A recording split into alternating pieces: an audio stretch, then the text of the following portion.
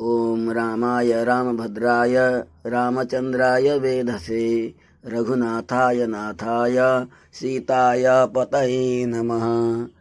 ध्यायेदाजानुबाहुं धृतशरधनुषं बद्धपद्मासनस्थं पीतं वासो वसानं नवकमलदलस्पर्धिनेत्रं प्रसन्नं वामाङ्कारूढसीतां मुखकमलमिलल्लोचनं नीरदाभं नानालङ्कारदीप्तं दधतमुरुजटा मण्डलं रामचन्द्रं दक्षिणे लक्ष्मणो यस्य वामे च जनकात्मजा पुरतो मारुतिर्यस्य तं वन्दे रघुनन्दनं।